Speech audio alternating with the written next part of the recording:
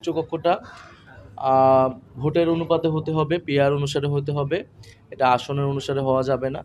সরকারের পক্ষ থেকে জুলাই সনদের একটা খসড়া সবগুলো রাজনৈতিক দলকে দেওয়ার কথা বলা হয়েছে। আর ঘোষণাপত্রের বিষয়টা আগেই আলোচনা হয়েছে, সেটাও একটা প্রক্রিয়াধীন আছে। সনদের বিষয়ে গতকালকেও আমরা বক্তব্যে বলেছি, আমরা বলেছি মৌলিক সংস্কারের রূপরেখাটা সনদের মধ্যে থাকতে হবে। তো এর মধ্যে ম্যাক্সিমাম বিষয়ই ঐক্যমত হয়েছে এবং সেটার জন্য আমরা সকল রাজনৈতিক দল এবং ঐক্যমত কমিশনকে ধন্যবাদ জ্ঞাপনও করেছি যে সবাই যার যার অবস্থান থেকে সরে এসে জাতীয় স্বার্থে ঐক্যমত পোষণ করেছেন।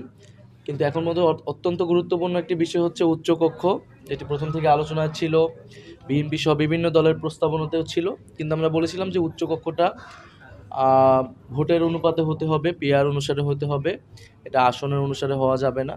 ফলে উচ্চকক্ষ আমাদের ক্ষমতার ভারসাম্য এবং জবাবদিহিতার জন্য অত্যন্ত গুরুত্বপূর্ণ। সে বিষয়ে এখনও ঐক্যমত আসেনি। তো সেই বিষয়ে ঐক্যমত না আসলে এই জুলাই সনদ স্বাক্ষরিত হবে কি না সেটা নিয়ে আমাদের সন্দেহ আছে।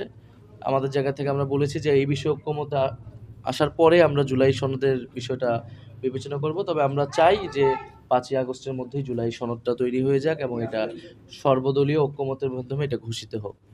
দ্বিতীয়ত নেত্রকোনায় যেটা বলেছেন যে সেখানে প্রতিবাদ জানানো যে কারো অধিকার রয়েছে, আবার আমাদেরও অধিকার রয়েছে যে কোনো বিষয়ে যে কারো বিষয়ে যৌক্তিকভাবে কথা বলা। তো আমরা সে জায়গায় আমাদের দলের একজন নেতা তার মন্তব্যটা ব্যক্ত করেছেন, তাদের যদি সে বিষয়ে বক্তব্য থাকে, প্রতিবাদ থাকে, তারা তাদেরটা ব্যক্ত করবেন, সেটাতে আমি কোনো সমস্যা দেখতেছি না। আর কি বিষয় ছিল? বর্তমান উপদেষ্টা মণ্ডলীতে অনেকে আছেন যারা অযোগ্য মনে করা হয়।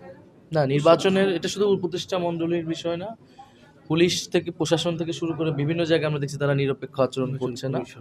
নির্বাচন কমিশনের বিষয়টা আমরা বারবারই তুলেছি। ফলে জুলাই সনদ হয়ে যাওয়ার পরে তখন তো নির্বাচনী তোড়জোড় সম্পূর্ণরূপে শুরু হবে এবং নির্বাচনের আগে অবশ্যই নির্বাচনের যে লেভেল প্লেইং ফিল্ড সেটা নিশ্চিত করতে হবে, তার মাধ্যমে নির্বাচন